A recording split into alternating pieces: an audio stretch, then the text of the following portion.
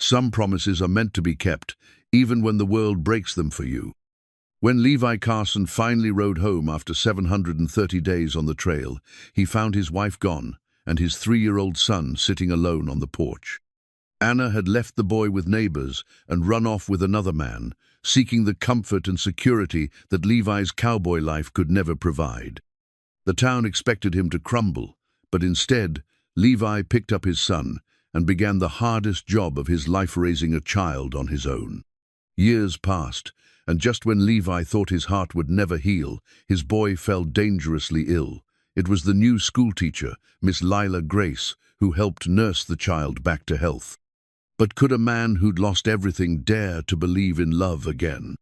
Before we jump back in, tell us where you're tuning in from, and if this story touches you, make sure you're subscribed, because tomorrow I've saved something extra special for you. The dust had barely settled from Levi Carson's horse when he saw it, a small wooden toy lying forgotten beside the porch steps, weathered grey by 2 years of prairie sun and winter snow. He'd carved that horse himself during the long evenings before the cattle drive, whittling away at a piece of oak while Anna hummed lullabies to their baby boy. The memory hit him like a physical blow, but it was nothing compared to what waited inside the house. On the kitchen table, catching the late afternoon light streaming through the window, sat Anna's wedding ring. Not lost, not forgotten, but deliberately placed where he'd be sure to find it.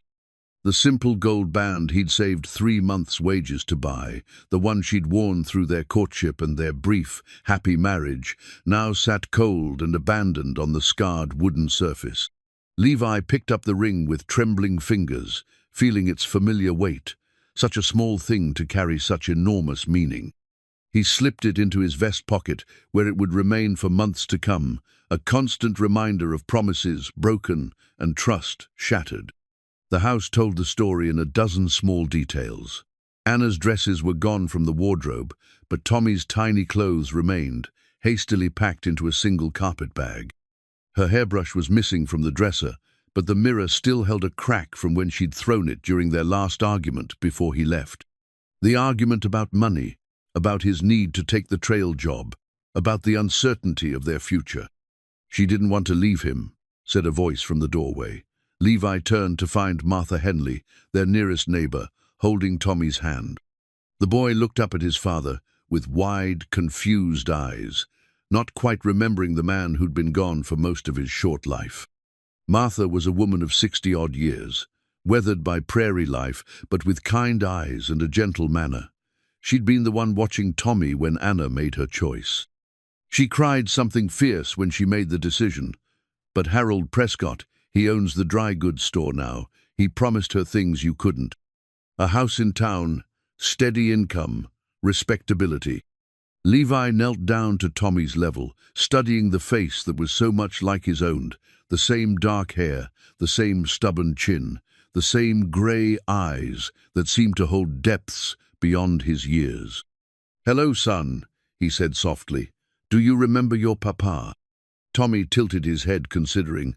"Mama said you went away with the cows." "I did, but I came back, just like I promised." "Mama went away too," Tommy said matter-of-factly, "but she didn't promise to come back." The simple honesty of it nearly broke Levi's heart. He reached out slowly, not wanting to frighten the boy, and Tommy stepped into his arms with a trust that made Levi's chest tight with emotion. Martha wiped her eyes with her apron. "He's a good boy, Levi. Quiet, but good. Anna tried to take him with her at first, but Harold wouldn't have it. Said he didn't want another man's child cluttering up his neat life. That's when she brought him to me and asked me to watch him until you returned." "How long has she been gone?" 3 months now. Married Harold in a quick ceremony at the courthouse. They live above the store." Martha's voice held a note of disapproval. "She sends a bit of money now and then for Tommy's care, but she hasn't come to see him, not once." Levi held his son closer, feeling the small, warm body against his chest.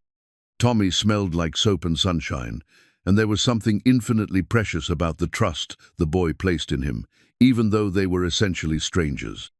"I'll take him home now," Levi said. "And Martha, thank you. I know this wasn't your burden to bear." "Wasn't a burden," she said firmly, "but it's right that you take him. A boy needs his father."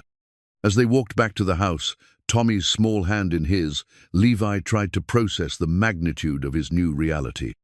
He was 32 years old, with $57 in his pocket and a homestead that needed work. He'd spent the last 2 years learning to be a trail hand, not a father. The cattle drive had been good money enough to buy livestock and make improvements to their land, but it had cost him everything that mattered. The house felt different with Tommy in it, bigger and smaller at the same time. Bigger because of the responsibility that now filled every corner, smaller because it was just the two of them in a space meant for a family. Levi looked around at the rooms Anna had tried so hard to make, into a home the curtains she'd sewn from flour sacks, the rag rugs she'd braided during long winter evenings, the garden plot behind the house where she'd grown vegetables and flowers. "Are you hungry, son?" he asked Tommy, who nodded solemnly. Levi opened the pantry and found it nearly bare. A few cans of beans, some hardtack, a bag of flour that felt worryingly light. Martha had been feeding Tommy, but she hadn't been keeping his pantry stocked.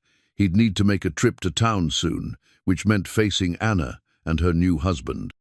He opened a can of beans and heated them over the fire, adding a bit of hardtack to make it more filling. Tommy sat at the table, swinging his legs and watching his father with curious eyes. "Papa," Tommy said as they ate, "why did Mama go away?" It was the question Levi had been dreading, the one he'd have to answer 1,000 times in the years to come. How do you explain adult failures to a 3-year-old? How do you make sense of abandonment and broken promises? "Sometimes grown-ups make choices that are hard to understand," Levi said carefully. "Your mama thought she was doing what was best. But you came back." "Yes, I came back. Will she come back too?" Levi looked into his son's hopeful face and felt something break inside his chest. "I don't know, Tommy, but I'm here now, and I'm not going anywhere. Do you understand?" Tommy nodded, though Levi wasn't sure how much he really understood. The boy finished his beans and leaned against his father's shoulder, suddenly overcome with exhaustion. Levi carried him to the small bedroom off the kitchen, his bedroom, since Anna had taken the larger one for herself and Tommy. He tucked his son into the narrow bed, pulling the quilt up to his chin. Tommy's eyes were already closing, but he reached out and grabbed Levi's hand. "Will you be here when I wake up?" "Yes, son. I'll be here." Tommy smiled sleepily and closed his eyes. Levi sat beside the bed until the boy's breathing grew deep and even, then quietly made his way back to the kitchen. He sat at the table in the gathering darkness, Anna's wedding ring heavy in his pocket, and tried to figure out how to be the father Tommy needed. Outside, the wind picked up, rattling the windows and reminding him of all the nights he'd slept under open sky, thinking of home. This wasn't the homecoming he'd imagined, but it was the one he'd been given. Tomorrow he'd start the long process of rebuilding their life. Tonight, he'd simply be grateful that his son was safe and asleep in the next room, and that he'd kept his promise to come home, even if nothing else had gone according to plan. The wooden horse sat on the windowsill where he'd placed it, a reminder of simpler times. He'd fix it up, oil the wood, maybe carve some new details. Tommy would play with it again, and maybe, just maybe, they'd find a way to be happy together, just the two of them. In the distance, a coyote howled, and Levi Carson settled in for his first night as a single father, surrounded by the ghosts of his former life and the uncertain promise of whatever came next. 3 days passed before Levi worked up the courage to ride into town. Tommy sat in front of him on the saddle, small hands gripping the horn as they made their way down the dusty main street of Cedar Ridge. The boy had been asking for peppermint sticks, and Levi needed supplies more than he needed to avoid painful encounters. The town hadn't changed much in his absence, the same weathered storefronts, the same cluster of buildings around the courthouse square, the same sense of quiet desperation that seemed to cling to prairie settlements like dust. But Levi felt like a stranger riding through it, marked by his loss in ways that felt visible to everyone they passed. Mrs. Patterson waved from her boarding-house porch, her expression a mixture of sympathy and curiosity. Old Pete Miller tipped his hat from outside the saloon, but Levi could see the pity in his eyes. Word traveled fast in small towns, and everyone knew about Anna's departure and remarriage. They tied up outside Prescott's dry goods, and Levi felt his stomach tighten. Through the window, he could see Harold Prescott behind the counter, a soft man in his 40s, with thinning hair and clean hands that had never seen hard labor. He wore a crisp white shirt and suspenders, the picture of prosperous respectability. "Is that where Mama is?" Tommy asked, looking up at the living quarters above the store. "Yes, son. That's where she lives now." They pushed through the door, the bell announcing their arrival. Harold looked up from his ledger, and his face went carefully blank when he saw them. The store smelled of leather and tobacco, coffee beans, and newly arrived fabric. It was warm and well-stocked, everything the general store should be. "Levi Carson," Harold said, his voice neutral. "Heard you were back." "Harold." Levi set Tommy down but kept a protective hand on the boy's shoulder. "Just need some supplies." "Of course, whatever you need." The conversation was strained, both men acutely aware of what lay between them. Levi gathered what he needed: flour, beans, coffee, salt pork, a few cans of peaches that would be a treat for Tommy. Harold rang up the purchases with mechanical efficiency, his eyes rarely meeting Levi's. It was when Levi was counting out his money that the door to the back stairs opened and Anna appeared. She looked different, softer somehow, her dress made of fine cotton instead of the rough calico she'd worn as a rancher's wife. Her hair was pinned up in a more fashionable style, and she wore a small cameo brooch at her throat. She'd put on a little weight, which made her face rounder, less careworn. But when she saw Tommy, her composure cracked. Her hand flew to her throat, and she made a small, wounded sound. "Tommy," she whispered. The boy looked up at her with wide eyes, not quite sure what he was feeling. "Hello, Mama." Anna knelt down, her skirt spreading around her, and reached out as if to embrace him. But Tommy stepped closer to Levi, uncertain and shy. "You've grown so much," Anna said, her voice thick with emotion. "You're so tall now." "Papa taught me to ride," Tommy said proudly, "and we fixed the fence yesterday." Anna's eyes flew to Levi's face, and he saw a mixture of pain and something else, guilt, perhaps, or regret. "That's wonderful, sweetheart." Harold cleared his throat uncomfortably. "Anna, perhaps you should." "No," she said sharply, then more softly. "No, Harold, let me talk to my son." The word "my" hung in the air like a challenge. Levi felt his jaw tighten, but he said nothing. Tommy was watching the adults with the keen intuition of a child who'd learned to read the emotional temperature of a room. "Can I come see you sometime?" Anna asked Tommy. "Maybe we could have dinner together." Before Tommy could answer, Harold stepped forward. "I don't think that's wise, Anna. We've talked about this." Anna's face flushed. "He's my son, Harold." "And I'm his father," Levi said quietly, but with steel in his voice. "Who's been taking care of him for the past 3 months while you played house with another man?" The words hung in the air like a slap. Anna stood slowly, her hands shaking.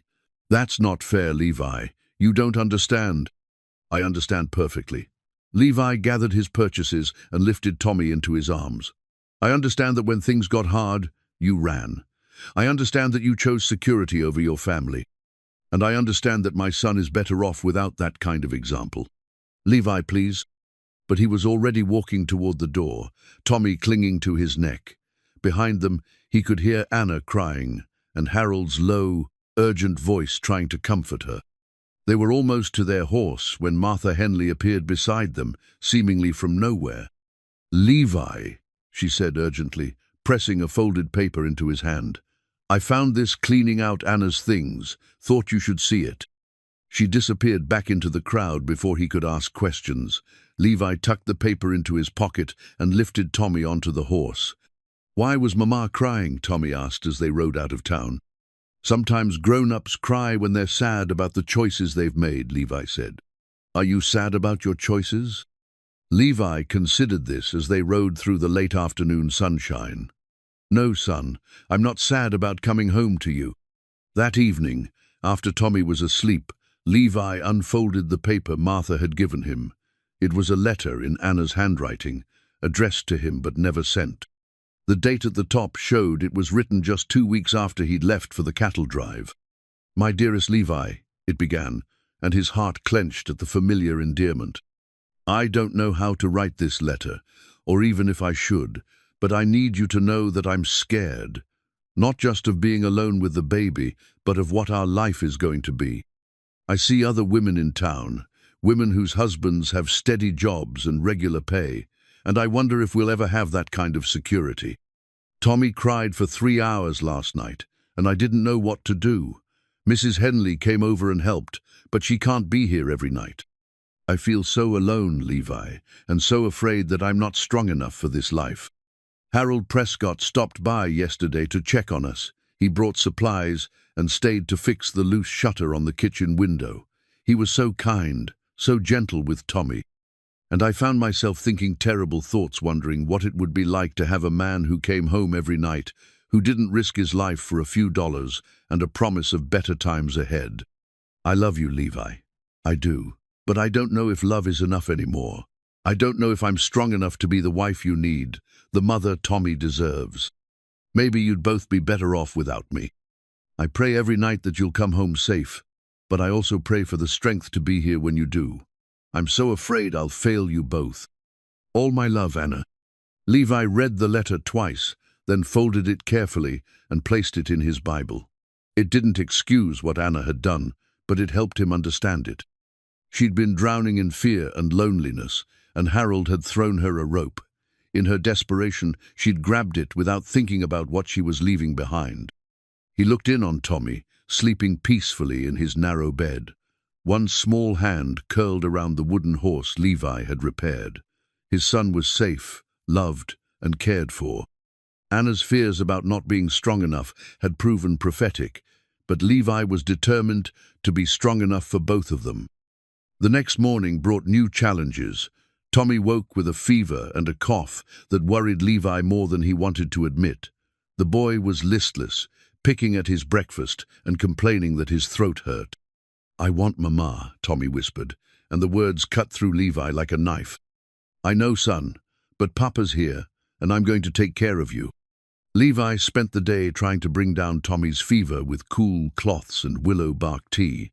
The boy slept fitfully, and Levi found himself praying to a God he wasn't sure was listening. By evening, Tommy seemed a little better, but the experience had shaken Levi badly. What if he couldn't handle this alone? What if Tommy needed more than one parent could provide? What if Anna had been right to doubt his ability to give their son everything he needed? As he sat beside Tommy's bed that night, watching the rise and fall of his son's chest, Levi made a silent vow. He would be both mother and father to this boy.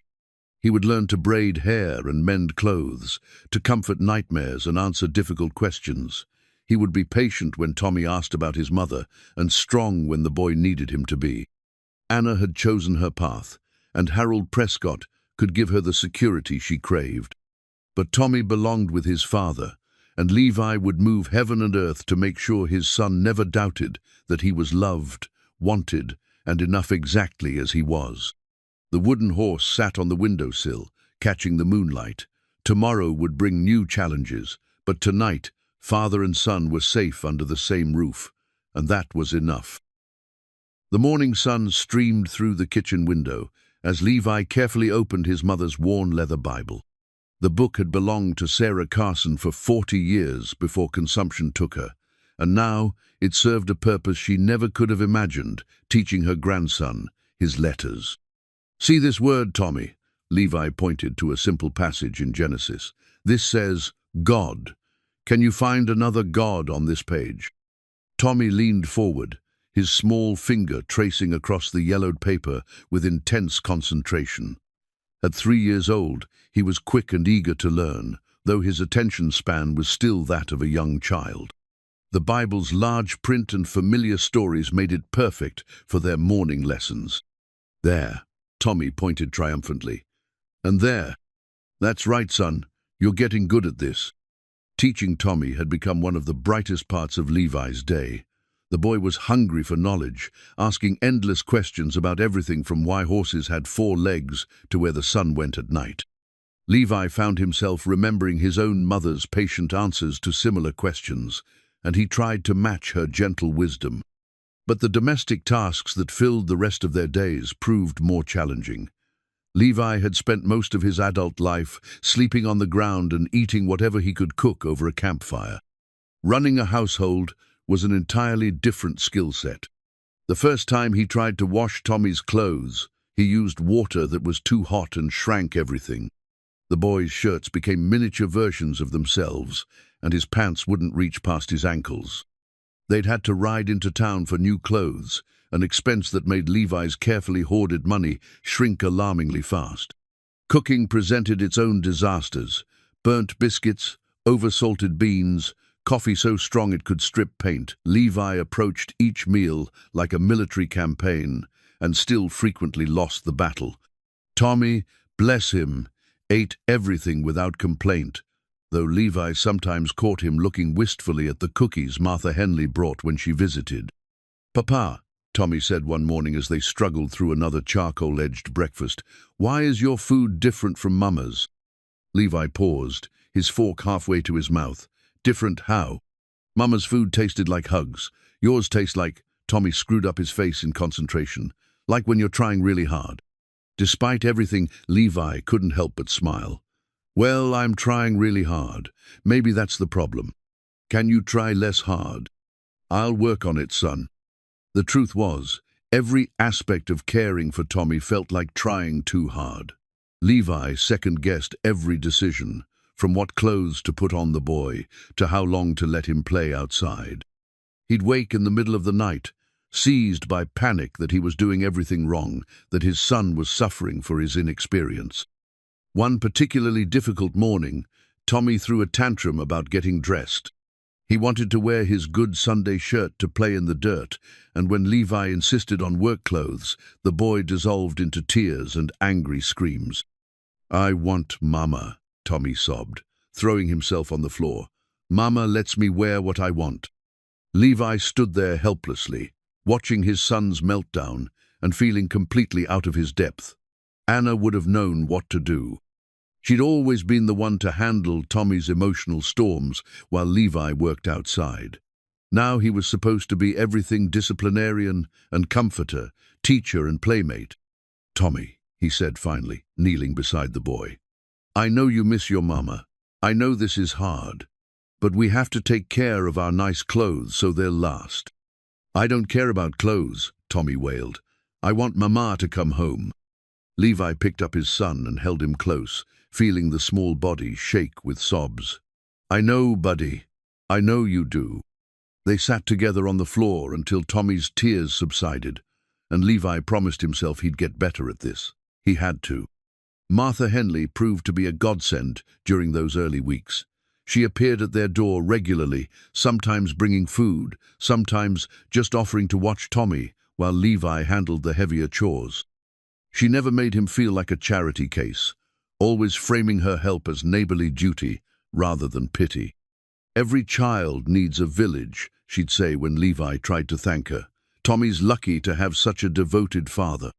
It was Martha who taught Levi the trick of letting Tommy help with cooking, even if it made everything take twice as long. She showed him how to braid the boy's hair when it got too long between trips to the barber, and how to tell when Tommy was getting sick before the symptoms became obvious. "Children need routine," she explained one afternoon as she watched Levi struggle to get Tommy to sit still for his lessons. "Same time every day for meals, for learning, for play. It makes them feel safe." Levi took her advice to heart, creating a schedule that gave structure to their days. Morning lessons with the Bible, followed by breakfast and chores, afternoon playtime and stories, evening meals and quiet time before bed. Slowly, Tommy began to settle into the rhythm, and the tantrums became less frequent. But the financial pressure never let up. Levi's trail money was disappearing faster than he'd expected, eaten up by everyday expenses he'd never had to consider before. Clothes for a growing boy, medical supplies, food that Tommy would actually eat, it all added up to more than he'd budgeted for. He took odd jobs when he could find them, mending fences for neighbors or helping with harvest work. But he had to be careful not to take anything that would keep him away overnight. Tommy had been abandoned once. Levi wouldn't risk even the appearance of doing it again. One evening, as Levi tucked Tommy into bed, the boy looked up at him with serious eyes. "Papa, are you going to go away again?" The question hit Levi like a physical blow. "No, son. I'm never leaving you again." "Promise?" "I promise. You and me, we're a team now. Teams stick together." Tommy smiled and closed his eyes, but Levi could see the worry hadn't completely left his small face. The boy was still testing, still waiting for the other adult in his life to disappear. Levi sat beside the bed until Tommy's breathing grew deep and even, then made his way to the kitchen table where Anna's letter lay next to his mother's Bible. He read it again, trying to understand the fear that had driven his wife away, the loneliness, the responsibility, the constant worry about money and the future. He felt all of those things now, but he also felt something Anna apparently hadn't, an unshakable determination to see it through. Tommy was his son, his responsibility, his joy. Yes, it was hard. Yes, he made mistakes. But every small success, Tommy's laughter during their lessons, his proud smile when he helped with chores, the way he snuggled close during their evening stories, made all the struggles worthwhile. Outside, the wind whistled around the house, and Levi pulled his chair closer to the fire. Tomorrow would bring new challenges, but he was learning to take them one day at a time. The wooden horse sat on the mantel now, a reminder not of broken promises, but of the possibility of repair and renewal. He was becoming the father Tommy needed, slowly but surely, and maybe, just maybe, he was becoming the man he'd always been meant to be. The wooden spoon took shape slowly under Levi's careful knife, each evening adding another smooth curve to its surface. Tommy watched from his chair at the kitchen table, practicing his letters on a slate while his father worked by lamplight.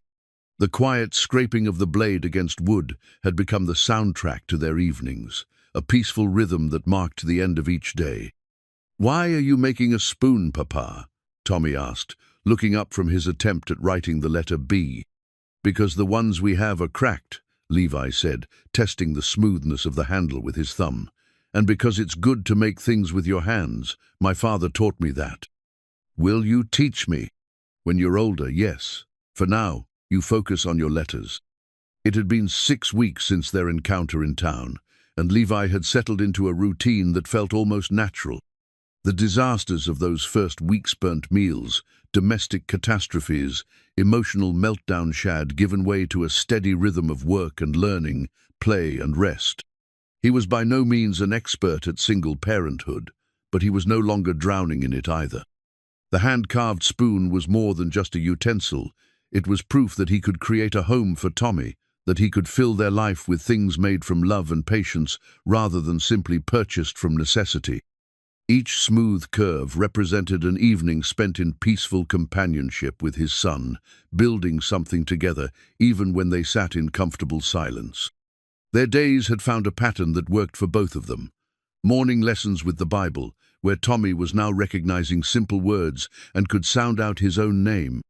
Breakfast, often involving Tommy's help, which usually meant more flour on the floor than in the bowl, but Levi had learned to value the boy's laughter over efficiency. After breakfast came the outside work. Tommy followed his father around the property like a devoted shadow, carrying tools that were too big for him and asking endless questions about everything they encountered. Why did the chickens lay eggs? Where did the creek water come from? How did the fence posts stay in the ground? Levi found himself remembering his own childhood, the way his father had patiently answered similar questions while teaching him the skills he'd need as a man. Now he was passing that knowledge on to Tommy, watching the boy's face light up when he learned something new. "Papa, look!" Tommy called one afternoon, pointing to a rider approaching their property. "Someone's coming." Levi straightened, shading his eyes against the sun. It was a woman on horseback, riding side saddle with practiced ease. As she drew closer, he could see she was young, perhaps mid-20s, with dark hair pinned neatly beneath a simple hat. She rode with confidence, but without the hard edge that marked most frontier women. "Good afternoon," she called as she approached. I'm Miss Lila Grace, the new school teacher. I hope I'm not intruding." Levi wiped his hands on his work pants and walked toward her, Tommy close behind. "Not at all, Miss Grace. I'm Levi Carson, and this is my son, Tommy." Miss Grace dismounted with fluid grace, then knelt to Tommy's level. "Hello, Tommy. I've heard wonderful things about you from Mrs. Henley." Tommy, usually shy around strangers, seemed immediately taken with the young woman. "Are you really a teacher?" "I am indeed. I've come to invite you to visit my school. I think you might enjoy it." Levi felt a familiar knot of anxiety in his stomach. He'd been dreading this conversation, knowing it would come eventually. Tommy was bright and curious, deserving of a proper education. But the thought of sending his son away every day, even to a schoolhouse in town, filled him with unease. "That's very kind of you, Miss Grace," he said carefully, "but Tommy's still quite young." "Oh, I agree completely," she said, standing and brushing dust from her skirts. "I wasn't thinking of formal enrollment just yet. But I do have a small library and some books that might be perfect for a boy his age. Perhaps you could come to town sometime and take a look." Her manner was gentle but persistent, and Levi found himself appreciating her approach. She wasn't pushing, just offering options. "I can read some words already," Tommy announced proudly. "Papa teaches me from his Bible." "How wonderful! The Bible contains some of the most beautiful stories ever written. Do you have a favorite?" As Tommy launched into an enthusiastic retelling of David and Goliath, Levi found himself studying Miss Grace more closely. She listened to his son with genuine attention, asking questions that showed she was truly interested in what the boy had to say. Her dress was simple but well made, and there was something about her bearing that spoke of education and refinement, yet without the pretension he might have expected. "Would you like to stay for supper?" Levi heard himself asking, then immediately worried he'd overstepped. "I mean, if you don't have other obligations." "That's very kind of you, Mr. Carson. I'd be delighted." As they walked toward the house, Tommy chattering excitedly about showing Miss Grace his slate and his wooden horse, Levi felt something he hadn't experienced in months, a flutter of nervous energy that had nothing to do with parental anxiety and everything to do with the presence of an attractive woman. The feeling made him uncomfortable. Anna had only been gone a few months, and here he was noticing another woman's smile, the way she moved, the kindness in her voice when she spoke to Tommy. It felt like a betrayal, even though Anna had betrayed him first. Supper was surprisingly pleasant. Miss Grace complimented his cooking, which had improved considerably with practice, and she drew Tommy out with questions about his daily life and interests. She had a gift for making conversation that included everyone, never talking down to Tommy but also engaging Levi in discussions about farming, the weather, and local affairs. "You've done a remarkable job with him," she said quietly while Tommy played with his wooden horse near the fireplace. "He's bright, well-mannered, and clearly feels secure and loved." "Thank you," Levi said, feeling heat rise in his cheeks. "It hasn't been easy, but he's a good boy. The best children usually are, when they're raised with patience and consistency." She paused, then added gently, "Mrs. Henley told me about your circumstances. I hope you don't mind. I wanted you to know that I think what you're doing is admirable." Levi's jaw tightened slightly. "I'm just doing what any father would do." "I'm afraid that's not true, Mr. Carson. Many men in your situation would have found someone else to take responsibility for the child. The fact that you've embraced single parenthood speaks well of your character." Her words stirred something in Levi's chest, warmth that had nothing to do with the fire crackling in the hearth. When was the last time someone had praised him for his choices rather than pitying him for his circumstances? As the evening wound down and Miss Grace prepared to leave, Tommy surprised everyone by hugging her goodbye. "Will you come back?" he asked. "If your father doesn't mind, I'd like that very much." Tommy looked up at Levi with hopeful eyes, and Levi found himself nodding. "You're welcome anytime, Miss Grace." After she left, Tommy was full of excited chatter about the pretty teacher who knew so many stories and promised to bring him books. Levi listened with half his attention, while the other half grappled with emotions he wasn't ready to examine too closely. "I like her, Papa," Tommy announced as Levi tucked him into bed. "She smells like flowers and she listens good." "She seems very nice," Levi agreed carefully. "Do you think she'll be my teacher when I'm big enough for school?" "Maybe, son. We'll see." After Tommy was asleep, Levi sat at the kitchen table, putting the finishing touches on the wooden spoon. The smooth wood felt warm under his hands, and he thought about Miss Grace's compliments on his cooking, her gentle interaction with Tommy, the way she'd made their simple meal feel like something special. He was attracted to her, there was no point in denying it. But was it fair to Tommy to introduce another woman into their lives so soon? Was it fair to Miss Grace to burden her with his complicated situation? And was it fair to himself to even consider opening his heart again after Anna's betrayal? The wooden spoon caught the firelight, its surface gleaming with the care he'd put into its creation. Like everything else in their new life, it represented patience, dedication, and the slow process of building something worthwhile from simple materials. Maybe that's what relationships were: too patient work, careful attention, and the faith that something beautiful could emerge from humble beginnings. But Levi wasn't ready for that kind of project yet. For now, he had Tommy, and that was enough.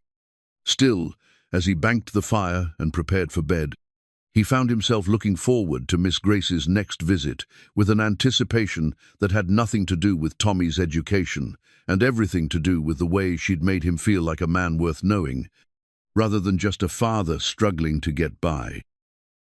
The school primer lay open on the kitchen table, its pages filled with simple words and cheerful illustrations that seemed to glow in the morning sunlight. Tommy traced the letters with his finger, sounding out cat and dog and run with the concentrated intensity of a scholar tackling ancient Greek. "Very good, Tommy," Miss Grace said, her voice warm with genuine praise. "You're reading better than some children twice your age." It had been 3 weeks since Lila Grace had started coming to their homestead twice a week for informal lessons. What had begun as a neighborly offer to help with Tommy's education had evolved into something that felt almost like family dinners, with Lila staying for supper and engaging in long conversations with Levi about everything from farming techniques to books they'd both read. The primer was a gift from Lila's personal collection, a beautiful book with thick pages and colorful pictures that made learning feel like play rather than work. Tommy treasured it, carrying it with him around the house and begging for just one more story every night before bed. "Miss Lila," Tommy said, looking up from the book, "why do some letters look different in different words?" "That's an excellent question," Lila replied, settling more comfortably in her chair. "Letters can make different sounds depending on which other letters are near them. It's like how you might act differently when you're with your father versus when you're with Mrs. Henley." Tommy considered this seriously. "So letters have friends that change how they act?" "Exactly. You're very clever." Levi watched the interaction from where he stood, preparing their noon meal, marveling at Lila's ability to explain complex concepts in ways that a 4-year-old could understand. She had a gift for teaching that went far beyond mere knowledge. He could reach into a child's mind and kindle genuine curiosity. Over the past weeks, he'd come to look forward to her visits with an anticipation that made him uncomfortable. He found himself paying extra attention to his appearance on the days she was expected, making sure his shirt was clean and his hair was combed. He'd even started planning their meals around what she might enjoy, though he told himself it was just good manners. "Mr. Carson," Lila said, interrupting his thoughts, "Tommy mentioned that you used to tell him stories about your cattle driving days. I'd love to hear some of those tales myself." Levi felt heat rise in his cheeks. "They're not very interesting stories, just work mostly." "Oh, but Papa," Tommy chimed in, "tell Miss Lila about the stampede and the river crossing." "Yes, please," Lila added, her eyes bright with interest. "I've never heard a first-hand account of a cattle drive." So Levi found himself telling stories while they ate, watching Lila's face as he described the challenges of moving 1,000 head of cattle across hundreds of miles of open country. She listened with the same focused attention she gave to Tommy's reading lessons, asking thoughtful questions that showed she understood both the practical difficulties and the broader significance of what he'd experienced. It must have been incredibly difficult to be away from home for so long, she said softly, and Levi caught something in her tone that made him look at her more carefully. It was, he admitted, but I thought I was doing the right thing, providing for my family. You were doing the right thing, she said firmly. The fact that others couldn't see the sacrifice you were making doesn't diminish its value. Her words stirred something in Levi's chest, a warmth that had nothing to do with vindication and everything to do with being understood. Anna had never grasped why he felt compelled to take risks for their future. She'd only seen the immediate costs, never the potential benefits. After the lesson, while Tommy played outside with his wooden horse, Lila helped Levi clear the dishes. They worked in comfortable silence, their movements synchronized in the way of people who'd found an easy rhythm together. He's remarkable, you know, Lila said, nodding toward the window where Tommy was galloping around the yard. His reading comprehension is extraordinary for his age, and his curiosity about the world is wonderful to see. He asks a lot of questions, Levi said, though he couldn't hide the pride in his voice. The best children always do, and you answer them thoughtfully, which is why he feels safe to keep asking. She paused, then added more quietly, He's lucky to have you. Sometimes I wonder if I'm enough, Levi admitted, then immediately regretted the words. He didn't want to burden her with his doubts. Oh, Mr. Carson, Lila said, turning to face him fully, you're more than enough. You're exactly what he needs, a father who puts his needs first, who's patient with his questions, who creates a home filled with love and security. The sincerity in her voice made Levi's throat tight. Thank you, he said quietly. That means more than you know. They stood there for a moment, dishes forgotten, and Levi felt the air between them change somehow. There was something in Lila's eyes, warmth, understanding, and perhaps something deeper. For a wild moment, he wondered what it would be like to reach out and touch her hand, to see if she felt the same spark that had been growing in him week by week. But then Tommy burst through the door, full of excitement about a butterfly he'd seen, and the moment passed. Later that evening, after Lila had gone home and Tommy was asleep, Levi sat at the kitchen table with the primer open before him. He found himself thinking about the woman who'd brought such light into their lives, and wrestling with feelings he wasn't sure he had the right to explore. Tommy's questions about family had been growing more complex lately. He'd started asking about mothers in general. Did all children have mothers? Why did some mothers live with their children while others didn't? Would he ever have a mother again? Levi tried to answer honestly without destroying the boy's faith in the possibility of family wholeness. Yes, most children had mothers. Some mothers had to go away for complicated grown-up reasons. And yes, someday Tommy might have a new mother if the right person came into their lives. Someone like Miss Lila, Tommy had asked innocently the night before, and Levi had nearly choked on his coffee. Miss Lila is our friend, he'd managed to say. She cares about you very much. I love Miss Lila, Tommy had announced matter-of-factly, and I think she loves us too. The simple truth of it had hit Levi like a physical blow. Tommy was right. It was clear in everything Lila did, from the way she listened to the boy's chatter, to the thoughtful gifts she brought, from her gentle corrections to her celebration of his achievements. She did love Tommy, and perhaps she cared for Levi too. But love wasn't always enough. Anna had loved him once, had promised to build a life together. Those promises had crumbled under the pressure of fear and uncertainty. How could he trust that Lila's feelings would prove more durable? Outside, the wind picked up, rattling the windows and reminding him of winter's approach. Soon it would be too cold for outdoor work, and their little family would be confined to the warmth of the house.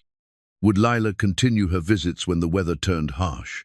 Would she still want to be part of their lives when the romance of autumn gave way to the stark realities of prairie winter? The primer lay open to a page with a picture of a family mother, father, and child standing in front of a small house much like his own. The illustration was simple, idealized, but it spoke to something deep in Levi's heart, the longing for completeness, for the kind of family Tommy deserved. Maybe it was time to stop being so afraid of hope.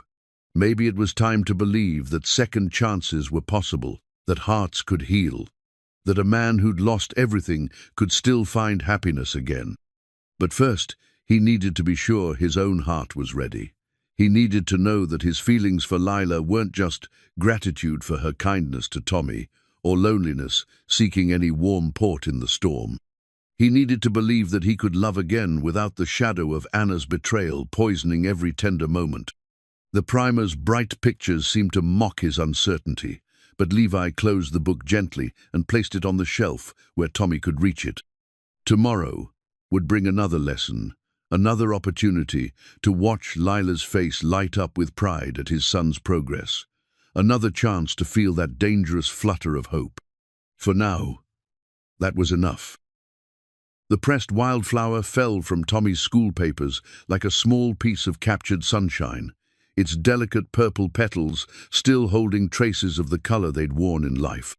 Lila had pressed it between the pages of his arithmetic lesson, and when Tommy discovered it that evening, his face lit up with wonder. "Look, Papa, Miss Lila put a flower in my numbers." Levi examined the tiny bloomer prairie violet, common enough but made precious by the care someone had taken to preserve it. "She must have found it during your nature lesson yesterday." "She said flowers are God's way of making the world beautiful," Tommy said solemnly, holding the delicate specimen up to the lamplight. "Can we keep it forever?" "Of course we can." As Levi helped Tommy place the flower in his treasure boxer, small wooden container that held his most prized possessions, she found himself thinking about the woman who'd taken the time to press wildflowers for a little boy's delight. It was such a small gesture, yet it spoke to something essential about Lila's nature, her ability to find beauty in simple things and share it with others. Their relationship had deepened considerably over the past month. What had begun as twice-weekly lessons had evolved into something that felt almost like courtship, though neither of them had acknowledged it openly. Lila came for supper more often than not, staying late into the evening to help Tommy with his letters or simply to talk with Levi about their days. She'd become part of their routine in ways that felt both natural and necessary. Tommy asked for her opinion on everything from which shirt to wear to town, to whether the chickens seemed happy. Levi found himself saving up stories and observations to share with her, looking forward to her gentle laughter and thoughtful responses. "Mr. Carson," she'd said the previous evening as they sat on the porch watching Tommy chase fireflies, "may I ask you something personal?" "Of course." "Do you ever think about remarrying? I mean, for Tommy's sake?" The question had caught him off guard, coming so close to his own recent thoughts on the subject. "I suppose I think about it sometimes," he'd admitted carefully. "Tommy asks about having a mother again." "And what do you tell him?" "That someday, if the right person comes along, it might be possible." Lila had been quiet for a long moment, watching Tommy's small figure dart through the gathering darkness. "He's such a special child. Any woman would be lucky to be his mother." There had been something wistful in her voice that made Levi look at her more closely, but before he could respond, Tommy had run up to show them a particularly large firefly he'd caught, and the moment had passed. Now, as he watched Tommy carefully place the pressed flower in his treasure box, Levi wondered if Lila's question had been as innocent as it seemed. Was she testing the waters, trying to understand his feelings about the possibility of a new relationship? Or was she simply making conversation about a topic that concerned Tommy's welfare? The uncertainty was maddening. Every interaction felt charged with unspoken possibilities. Every casual touch of her hand on his arm as she reached for something, every shared smile over Tommy's antics seemed to carry deeper meaning. But Levi was terrified of misreading the signals, of risking the precious friendship they'd built by assuming she felt more than simple neighborly affection. "Papa," Tommy said, interrupting his thoughts, "can Miss Lila come for Sunday dinner this week?" "I don't know, son. We'll have to ask her. I think she gets lonely in that big schoolhouse all by herself." Tommy continued with the intuitive wisdom of childhood. "She needs a family to take care of her, just like we needed her to take care of us." The simple observation hit Levi with unexpected force. He'd been so focused on his own feelings, his own fears and desires, that he hadn't considered Lila's perspective. She was alone in a frontier town, far from whatever family she'd left behind. Teaching was respectable work for an unmarried woman, but it was also isolating work, especially in a place like Cedar Ridge, where eligible men were scarce and social opportunities limited. Perhaps her growing attachment to their little family wasn't just affection for Tommy or even romantic interest in Levi. Perhaps it was also her own hunger for belonging, for the warmth of a home and the satisfaction of being needed. The thought both comforted and worried him. If Lila was seeking family primarily out of loneliness, would her feelings prove lasting when other options presented themselves? The town was growing, and new families arrived regularly. Surely some of them included unmarried men who might court the pretty schoolteacher. The very idea of Lila receiving attention from other men made Levi's stomach tighten with something uncomfortably close to jealousy. He had no claim on her affections, no right to expect her loyalty. But the thought of losing her to someone else, of watching Tommy's face fall when she stopped coming for lessons and supper was almost unbearable. That Sunday, Lila did join them for dinner, bringing fresh bread and a jar of honey she'd received from one of her students' families. She wore her best dresser, soft blue cotton that brought out the color of her ice, and she'd taken extra care with her hair, pinning it up in a style that was both elegant and becoming. Tommy was in high spirits, chattering about everything he'd learned that week and showing off his latest drawings. Lila praised his work with genuine enthusiasm, and Levi found himself falling a little deeper under the spell of her gentle warmth. After dinner, while Tommy played outside with his wooden horse, Lila helped Levi with the dishes. They worked in companionable silence, but there was an undercurrent of tension that hadn't been there before, a heightened awareness of each other's presence that made even casual contact feel significant. "Levi," she said suddenly, and he realized it was the first time she'd used his given name. "There's something I need to tell you." His hands stilled in the wash water. "What is it?" "I've received a letter from my sister in Kansas City. She's getting married next month, and she's asked me to come for the wedding." Lila dried a plate with unnecessary attention to detail. "I'd be gone for about 3 weeks. The words hit Levi like a physical blow. 3 weeks without Lila's visits, without her laughter and her gentle presence in their home. 3 weeks of Tommy asking when she was coming back, of empty evenings and meals that felt incomplete. "That's wonderful news," he managed to say. "You must be excited to see your family." "I am, of course, but I'm also—" She paused, then looked at him directly. "I'm reluctant to leave. I've grown very attached to this place, to my students, to you and Tommy." The admission hung in the air between them, heavy with unspoken meaning. Levi felt his heart racing as he searched for the right words, for some way to express what her presence meant to them without overstepping the bounds of propriety. "We've grown attached to you too," he said finally. "Tommy especially. You've become very important to him." "And to you?" The question was barely above a whisper. Levi turned to face her fully, seeing his own longing reflected in her eyes. "Yes," he said simply, "to me as well."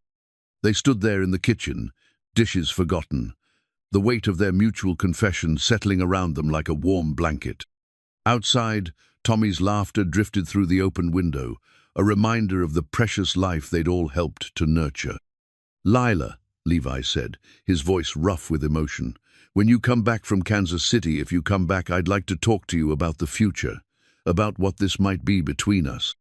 Her smile was radiant. "I'll come back, Levi. This is my home now. You and Tommy are my family." The kiss, when it came, was soft and tentative, a gentle exploration rather than a passionate declaration. But it sealed something between them, a promise of possibilities that neither had dared to hope for just a few months before. When they broke apart, Lila rested her forehead against his, her breath warm against his cheek. "I love him, you know," she whispered. "I love Tommy as if he were my own son." "He loves you too," Levi replied. "We both do." The words were out before he could stop them, but Lila's smile told him they were welcome. They held each other for a moment longer, listening to Tommy's happy chatter from the yard, before practical considerations intruded. "I should go," Lila said reluctantly. "People will talk if I stay much longer." "Let them talk," Levi said, but he released her anyway. There would be time for defying convention later, when their relationship was more formally established. As he walked her to her horse, Tommy ran up to hug her goodbye. "Will you be here for my birthday?" he asked. His 5th birthday was still 2 months away, but he'd been planning the celebration with the elaborate attention to detail that only small children could muster. "I wouldn't miss it for the world," Lila promised, and Levi saw her glance at him over Tommy's head, her eyes bright with shared anticipation of the future they were beginning to build together. After she left, Tommy was full of excited observations about Miss Lila's visit, but Levi was only half listening. His mind was already racing ahead to the conversation they'd have when she returned from Kansas City, to the possibilities that stretched out before them like an unmapped trail leading toward happiness. The pressed wildflower sat in Tommy's treasure box, a small symbol of the beauty that could be preserved and cherished with care. Perhaps that's what love was too, patient tending of small, precious things until they became something lasting and beautiful. For the first time since Anna's betrayal, Levi allowed himself to believe in the possibility of happily ever after. The medicine bottle sat on the kitchen table like a small brown sentinel, its amber glass catching the lamplight as Dr. Henderson measured out another dose of willow bark tonic. Tommy lay fevered and still in his father's arms, his small body burning with a heat that seemed to consume him from within. "His temperature's still rising, Dr. Henderson said grimly, his weathered face creased with concern. "I've seen this fever take hold before. Sometimes it breaks in a day or two. Sometimes what?" Levi's voice was hoarse from 3 sleepless nights of worry. "Sometimes it doesn't break at all." The words hit Levi like a physical blow. He looked down at his son's flushed face, at the dark circles under eyes that had been bright with mischief just days before. Tommy's breathing was shallow and rapid, and occasionally he murmured incoherent words that might have been calls for his mother. It had started so innocuously a complaint that his throat hurt, a lack of appetite at breakfast. By evening, Tommy was burning with fever, and by the 2nd day, he was delirious, tossing restlessly and crying out in his sleep. Levi had sent word to Dr. Henderson immediately, but the nearest doctor was a day's ride away, and precious time had been lost.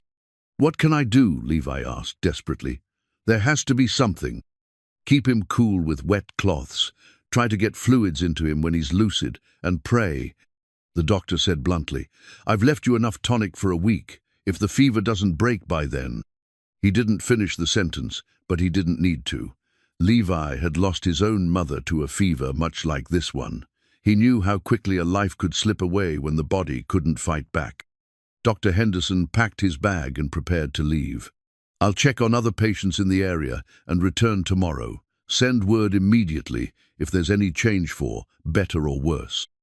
After the doctor left, Levi sat beside Tommy's bed, watching the rise and fall of his son's chest and fighting a terror unlike anything he'd ever experienced. Not even Anna's betrayal had prepared him for this, the possibility of losing the one person who mattered most in the world. "Papa!" Tommy's voice was barely a whisper, his eyes unfocused but open. "I'm here, son." "I'm so hot, Papa, and I want—" Tommy's voice trailed off as another wave of fever took him. Levi bathed his son's forehead with cool water, murmuring reassurances that felt hollow in his own ears. Outside, storm clouds were gathering, promising the kind of late autumn downpour that would make travel treacherous. He was truly alone with his dying child, miles from help and running out of hope. It was then that he heard the sound of a horse approaching through the gathering storm. Lila burst through the door without ceremony, her riding clothes soaked from the rain, her face pale with anxiety. "Martha Henley sent word," she said breathlessly, pulling off her wet cloak. "How is he?" "Bad," Levi said simply, and his voice nearly broke on the word. Lila moved immediately to Tommy's bedside, her hand cool and gentle on his forehead. "Hello, sweetheart," she murmured. "Miss Lila is here now." Tommy's eyes fluttered open, and for a moment they seemed to focus on her face. "Miss Lila," he whispered. "I don't feel good." "I know, darling, but your papa and I are going to take care of you." Over the next several hours, Lila proved herself invaluable. She had experience nursing her younger siblings through childhood illnesses, and she took charge of Tommy's care with calm efficiency. She knew which herbs to brew for tea that might bring down his fever, how to position him to help his breathing, and when to push fluids and when to let him rest. More importantly, her presence seemed to comfort Tommy in ways that Levi's frantic attention couldn't. When she sang soft lullabies, the boy's breathing grew easier. When she told gentle stories, his restless tossing subsided. It was as if her very presence was a healing force in the room. "You should rest," she told Levi as the night wore on. "I'll watch him. I can't leave him." "You're not leaving him. You're taking care of yourself so you can take care of him. He needs you strong, Levi." Reluctantly, Levi dozed in the chair beside the bed, jerking awake every few minutes to check on Tommy's condition. Lila kept her vigil without complaint, cooling Tommy's fever and coaxing tiny sips of medicine and broth past his parched lips. It was near dawn when everything changed. Levi woke to the sound of voices outside a man's harsh tones and a woman's higher, more agitated responses. Before he could fully process what he was hearing, the door burst open and Anna stepped inside, followed by Harold Prescott. "Where is he?" Anna demanded, her eyes wild with panic. "Where's my son?" She looked different than she had just weeks before, thinner, with dark circles under her eyes and an edge to her voice that spoke of desperation rather than authority. Her fine dress was wrinkled, as if she'd slept in it, and her hair was hastily pinned. "Anna," Levi said, rising slowly from his chair, "what are you doing here?" "I heard he was sick. Dr. Henderson stopped in town for supplies and mentioned—" She broke off, seeing Tommy's still form on the bed. "Oh, God, he looks so small." Anna rushed to the bedside, pushing past Lila without acknowledgement. "Tommy? Tommy, it's Mama. Can you hear me?" Tommy stirred slightly at the sound of her voice, his eyes opening with effort. "Mama?" His voice was barely audible. "Yes, baby. Mama's here now." Anna's voice broke as she reached for him, but Lila gently intercepted her hand. "He's very weak," Lila said quietly. "Too much stimulation could be harmful." Anna whirled on her, eyes flashing. "Who are you to tell me how to care for my own child?" "This is Miss Grace," Levi said, his voice deliberately calm despite the chaos erupting in his home. "She's been helping to nurse Tommy." "I don't need some stranger caring for my son," Anna snapped. "I'm his mother." "Are you?" The words came out harder than Levi intended. "Because for the past 6 months, I've been the one caring for him. I've been the one here when he had nightmares, when he asked difficult questions, when he needed someone to depend on." Harold stepped forward, his face flushed with anger. "Now see here, Carson. Anna has every right to be concerned about the boy's welfare." "Anna gave up her rights when she abandoned him," Levi shot back. "You made it clear you didn't want another man's child cluttering up your life. What's changed?" "Things are different now," Anna said, her voice rising. "Harold and we've been talking, and we think Tommy would be better off with us. In town, where there's a doctor nearby, where he could have proper schooling, where you could ease your guilty conscience by playing mother when it's convenient," Levi finished. The argument was interrupted by a soft moan from Tommy. The raised voices had agitated him, and his fever seemed to spike in response to the tension in the room. Lila immediately moved to his side, murmuring soothing words and bathing his forehead with cool water. "You're making him worse," she said firmly, looking at both Anna and Harold. "If you truly care about his welfare, you'll keep your voices down." Anna's face crumpled. "I do care about him. I know you don't believe me, but I do. I've made mistakes, terrible mistakes, but he's still my baby." "Your baby who doesn't even remember you," Levi said quietly. "Your baby who cried for you for weeks after you left, then learned to stop asking because it hurt too much to hope. That's not fair." "None of this is fair, Anna, but Tommy is my son now, in every way that matters. I'm the one who's earned the right to make decisions about his care." Harold's face darkened. "We'll see about that. Anna has legal rights as his mother. We could petition the court." "To do what? Take a dying child away from the only stability he's known." Levi's voice was deadly quiet. You want to fight me for custody while my son is fighting for his life? The brutal reality of those words seemed to hit Anna like a slap. She sank into a chair, her hands covering her face. Could he really die? Dr. Henderson says the next day or two will tell, Lila said gently. He's very sick, but children can be resilient. We have to hope. Anna looked up at Lila with something like gratitude. Thank you for taking care of him. I know I have no right to ask, but please. I love him, Lila said simply. I'll do everything I can. The simple declaration seemed to deflate some of the anger in the room. Harold shifted uncomfortably, perhaps beginning to realize how his legal threats sounded in the face of a child's life-threatening illness. Anna, Levi said more gently, if you want to help you can, but not by taking him away from everyone who's been caring for him. He needs stability right now, not upheaval. Anna nodded slowly, tears streaming down her face. Can I stay, just until we know he's going to be all right? Levi looked at Lila, who nodded slightly. You can stay, he said, but Harold should go. Tommy doesn't know him, and strange faces will only frighten him. Harold started to protest, but Anna cut him off. Go home, Harold. I need to be here. After Harold left, the three adults settled into an uneasy vigil around Tommy's bed. Anna seemed genuinely shocked by the severity of her son's condition, and she deferred to Lila's expertise in his care. For the first time since she'd walked out, she seemed to understand what she'd given up when she'd chosen security over motherhood. The medicine bottle stood guard on the table, its contents dwindling with each dose. Time seemed suspended in the amber light of the lamp, marked only by Tommy's labored breathing and the soft murmur of prayers that none of them spoke aloud, but all of them felt. Outside, the storm raged on, but inside the small house, three people who'd hurt each other and been hurt in return, united in their love for one small boy who held all their hearts in his fever-weakened hands. The legal document lay on the kitchen table like a coiled snake, its formal language stark and threatening in the morning light. Tommy had recovered from his fever 3 days prior, the crisis breaking as suddenly as it had begun, but the papers Anna's lawyer had served that morning threatened to tear apart everything Levi had built.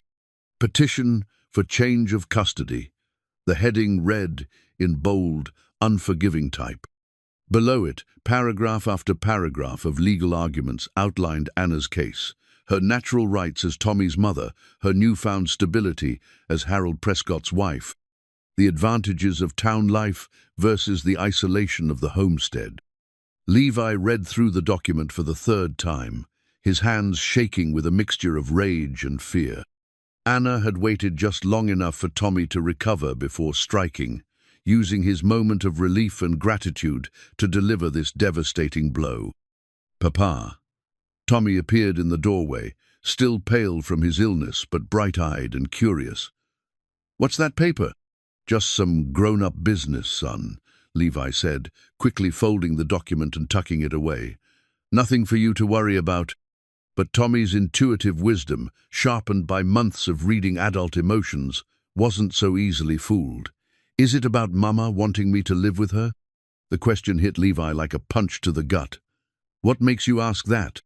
I heard her talking to Mr. Prescott before they left yesterday. She said I belonged with her. Tommy climbed into Levi's lap, his small face serious. Do I belong with her, Papa? Levi held his son close, breathing in the familiar scent of his hair, feeling the solid warmth of his small body. You belong wherever you're loved and safe and happy. Where do you think that is? Here, Tommy said without hesitation, with you and Miss Lila. The simple conviction in his son's voice gave Levi strength. Tommy had made his choice, but would that be enough in a court of law? Would a judge listen to a 5-year-old's preferences, or would they simply award custody to the biological mother who could provide material advantages? Lila arrived that afternoon with her usual bundle of books and papers, but her face grew grave when Levi showed her the custody petition. They can't be serious, she said, scanning the legal language. After everything that's happened, how can Anna think this is in Tommy's best interest? It's not about Tommy's best interest, Levi said bitterly. It's about her guilt. She saw how sick he was, how close we came to losing him, and now she wants to ease her conscience by playing mother. What will you do? Fight it. I'll get a lawyer, gather witnesses, do whatever it takes. Levi's jaw set with determination. I won't let them take him. Over the next week, as word of the custody battle spread through Cedar Ridge, Levi was amazed by the support that rallied around him. Martha Henley was the first to offer her testimony, followed by Dr. Henderson, who spoke eloquently about Levi's devotion during Tommy's illness. Even shopkeepers and neighbors who barely knew him came forward, offering to testify about what they'd observed of his character and parenting. That boy's been through enough upheaval, declared Pete Miller over drinks at the saloon. Any fool can see he belongs with his father. Anna made her choice when she ran off with Prescott, added Jim Walsh, the blacksmith. She can't just change her mind now because it's convenient. But not everyone in town supported Levi's cause. Some of the more traditional residents, particularly the women, felt that a child naturally belonged with his mother, regardless of circumstances. They whispered that a man alone couldn't provide proper moral guidance, that Tommy needed a woman's influence to grow up right. It's not natural, Mrs. Pemberton was overheard saying at the church social. A boy needs his mother. This Miss Grace is all well and good, but she's not family. The opposition worried Levi more than he cared to admit. Cedar Ridge was a small town, and Judge Morrison, who would hear the case, was a local man with local prejudices. Would he be swayed by the argument that blood ties trumped everything else? Levi's lawyer, Samuel Barnes, was a young man fresh from law school in Kansas City, eager but inexperienced. He'd taken the case more for the challenge than the modest fee Levi could afford, and while his enthusiasm was encouraging, Levi sometimes wondered if he should have tried to find someone with more courtroom experience. The key will be demonstrating that you can provide a stable, loving home, Barnes explained during one of their planning sessions. We need to show that Tommy's welfare has been your primary concern throughout, and that disrupting his current situation would be harmful. What about what Tommy wants? Levi asked. Doesn't his preference matter? It can be considered, but the judge will want to be careful not to put too much pressure on a child. We'll need to present his feelings delicately. As the hearing date approached, Levi found himself losing sleep, pacing the floor long after Tommy was asleep. The thought of losing his son was unbearable, but equally terrifying was the possibility that the legal battle itself might damage Tommy's sense of security. The boy had grown quieter since Anna's visit, more clingy and prone to nightmares. He asked repeatedly about the grown-up business and whether he would have to go away. Levi tried to reassure him, but how do you promise a child that everything will be all right when you're not sure yourself? Lila became their anchor during those difficult weeks. She continued Tommy's lessons as if nothing had changed, maintaining the routine that gave the boy stability.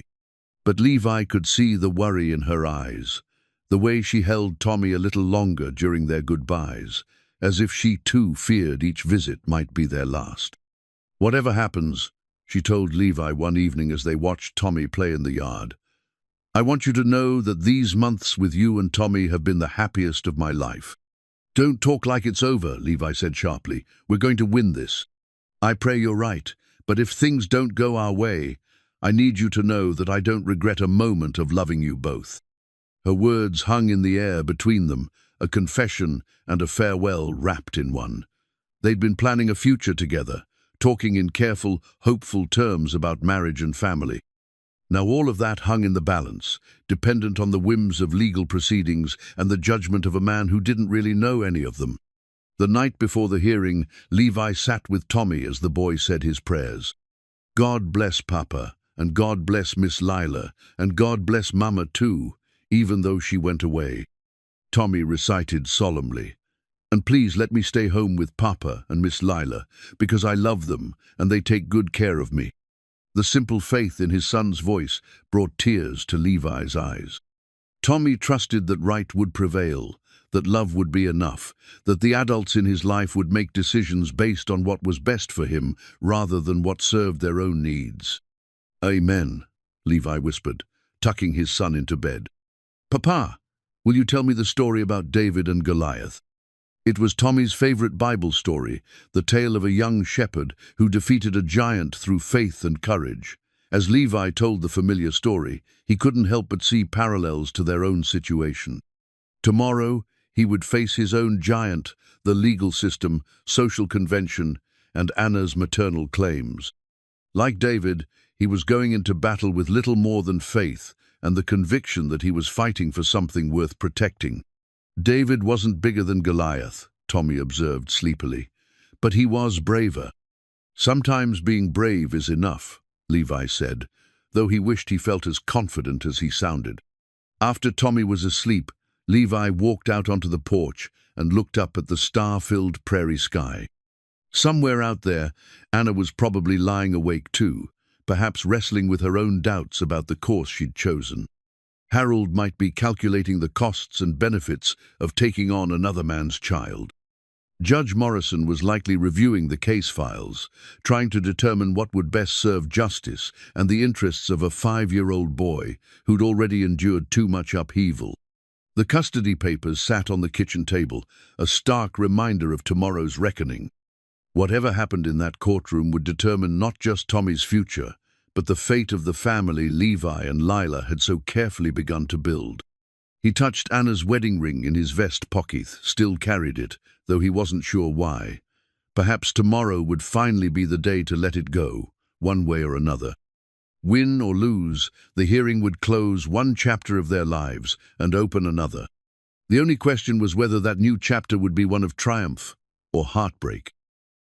The judge's gavel lay heavy and imposing on the bench, its polished wood gleaming under the courthouse's tall windows. Judge Morrison was a man of 60-odd years, with steel-grey hair and eyes that had seen decades of human folly and tragedy. He surveyed the packed courtroom with the weary authority of someone who'd learned that the law and justice were not always the same thing. The courthouse had never seen such a crowd for a custody hearing. It seemed half the town had turned out, filling every available seat and lining the walls. Levi sat at the defendant's table with his young lawyer, Samuel Barnes, acutely aware of the eyes upon him and the weight of what was about to unfold. Across the aisle, Anna sat beside her attorney, Marcus Webben, older, more experienced lawyer, whom Harold had brought in from the territorial capital. She looked pale but determined, dressed in her finest black dress, with her hair pinned severely back. Harold sat behind her in the gallery, his face set in grim lines. "This court is now in session," Judge Morrison announced, his voice carrying easily through the hushed room. "We are here to consider the petition of Anna Prescott, née Carson, for a change of custody regarding the minor child, Thomas Carson. Mr. Webb, you may present your opening statement." Webb rose smoothly, his silver hair and confident bearing commanding immediate attention. "Your Honor, this case is fundamentally about a mother's love and a child's natural rights. Mrs. Prescott stands before you today, not as a perfect woman, none of us are perfect, but as a mother who has realized her mistakes and seeks to reclaim her rightful place in her son's life." He gestured toward Anna, who kept her eyes downcast. When Mrs.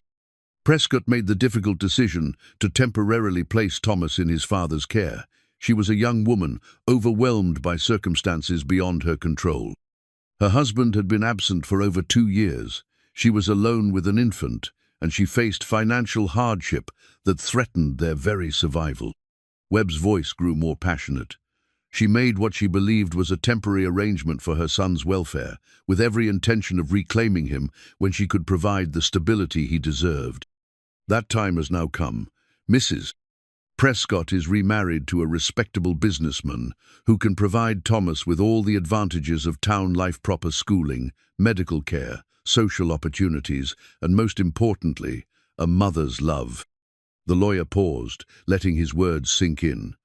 The defense will try to paint Mrs. Prescott as an unfit mother, but the simple truth is this: no bond is stronger than that between a mother and her child.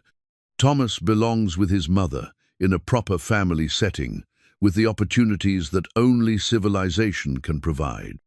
Judge Morrison nodded gravely. "Thank you, Mr. Webb. Mr. Barnes? Samuel Barnes rose, his youth evident, but his voice steady. Your Honor, this case is indeed about love, but it's about the love that stays, not the love that abandons. For 6 months, Levi Carson has been both father and mother to his son. He has tended the boy through illness, taught him his letters, comforted his nightmares, and provided the stability that Mrs. Prescott claims to offer now. Barnes gestured toward Levi. Mr. Carson is not a wealthy man, but he has given his son something far more valuable than material advantages he has given him: constancy, dedication, and unconditional love. Thomas Carson knows where he belongs, Your Honor, and it's not with a woman who abandoned him when he needed her most. The young lawyer's voice gained strength. The petitioner speaks of temporary arrangements, but actions speak louder than words. When Mrs. Prescott left Thomas, she didn't leave instructions for his care or promises of return. She left a wedding ring on a kitchen table and disappeared into a new life that had no room for her own child. It was only when she saw Mr. Carson building a loving home with his son that she suddenly decided she wanted to be a mother again. Judge Morrison listened impassively, his weathered face giving no hint of his thoughts. Thank you, Mr. Barnes. Mr. Webb, call your first witness. I call Mrs. Anna Prescott to the stand. Anna rose on unsteady legs and made her way to the witness stand. Her hands shook as she placed them on the Bible, and her voice was barely audible as she swore to tell the truth. Webb guided her through her testimony with practiced skill, painting a picture of a young woman overwhelmed by circumstances beyond her control. Anna spoke of her fear during Levi's absence, her desperation as money ran out, her conviction that Tommy would be better cared for by others while she sorted out her life. I never stopped loving him, she said, tears streaming down her face. Not for a single day. I thought I was doing what was best for him, giving him stability, while I found a way to provide for him properly. And now? Webb prompted. Now I can give him everything he deserves, a real home with both a mother and a father figure, educational opportunities, social advantages, medical care, everything a growing boy needs. Barnes rose for cross-examination, his young face grave with the weight of his responsibility. Mrs. Prescott, when you left Thomas with the neighbors, did you give them any indication of when you planned to return? Two thought it would be temporary. That's not what I asked. Did you tell them when you would return? Anna's voice dropped to a whisper. No. And when you married Mr. Prescott, did Thomas attend the ceremony? No, but did you visit him during your honeymoon? We didn't have much time.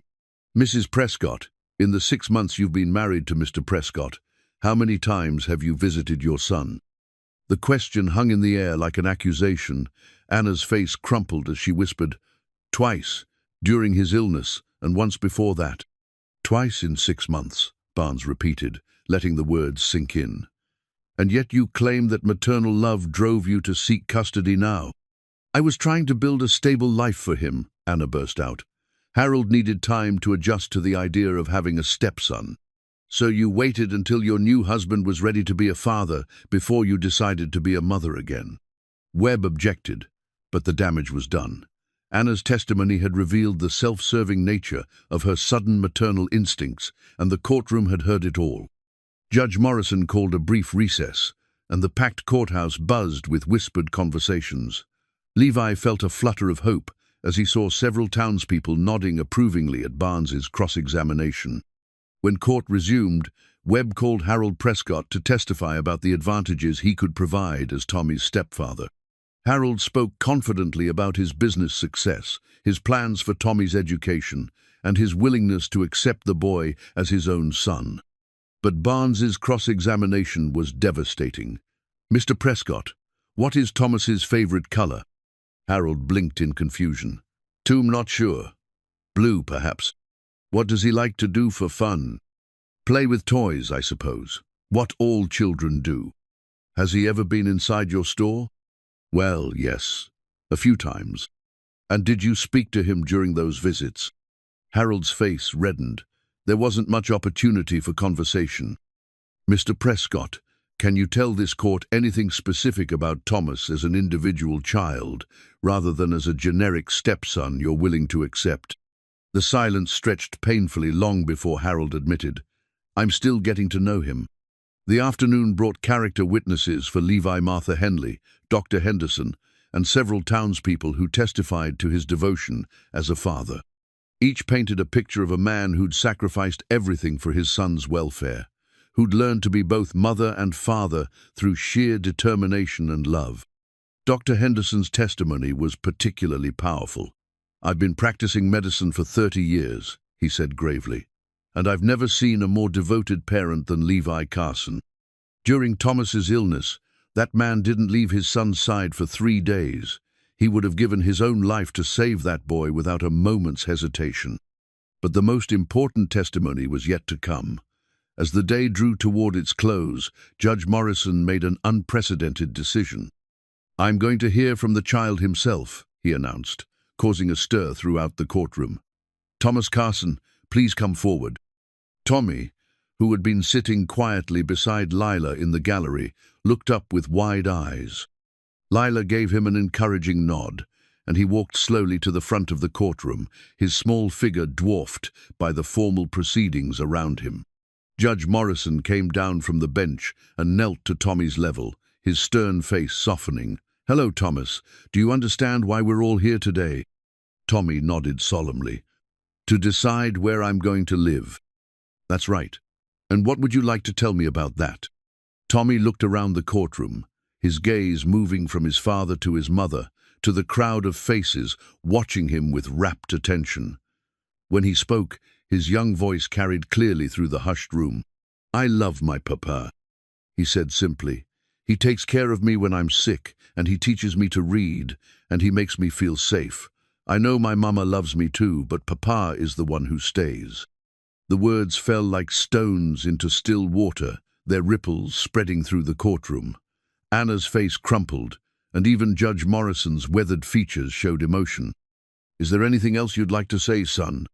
Tommy thought for a moment, then nodded. "I want to stay home with Papa and Miss Lila. They're my family now." As Tommy returned to his seat, Judge Morrison resumed the bench, his face grave with the weight of the decision before him. The gavel lay before him, ready to render judgment that would shape a little boy's future. "Court will recess until tomorrow morning," he announced. "I need time to consider all the testimony before rendering my decision." As the courtroom emptied, Levi felt as if his fate hung by a thread. Tommy's testimony had been powerful, but would it be enough to overcome the legal presumption in favor of maternal rights? Tomorrow would bring the answer, and with it, either the preservation of their family or its destruction.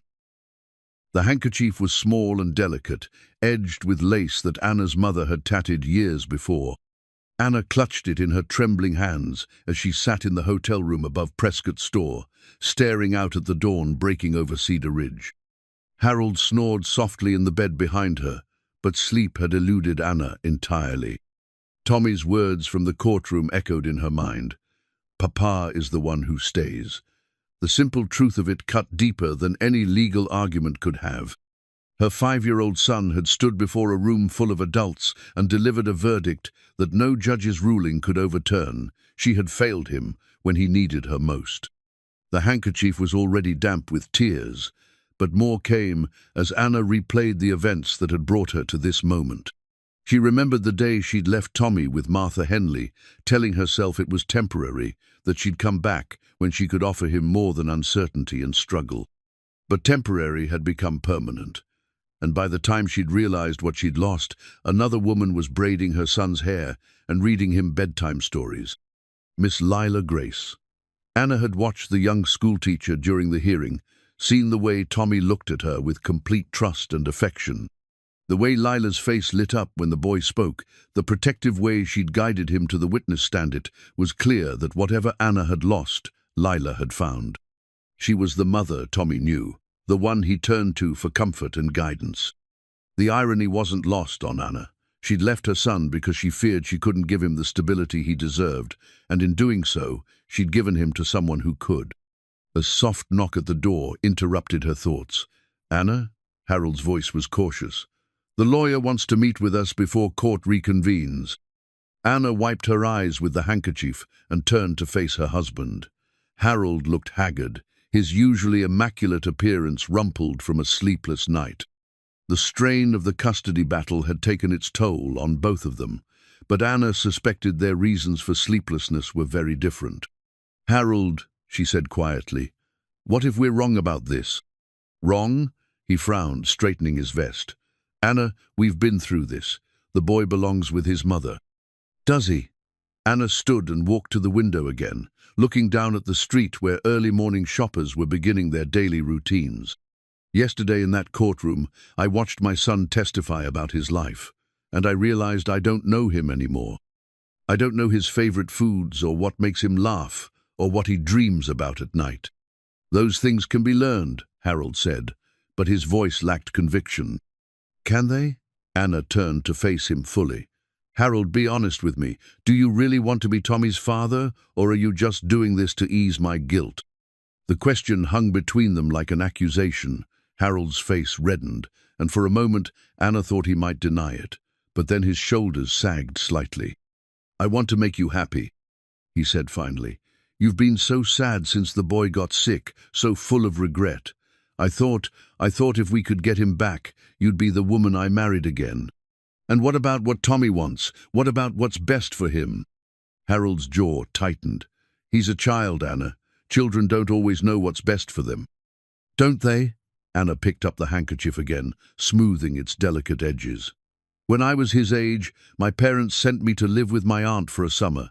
I cried every night for a month because all I wanted was to go home to what was familiar and safe. Age doesn't change that basic need for security." An hour later, they sat in Marcus Webb's office, the lawyer reviewing his notes for the day's proceedings.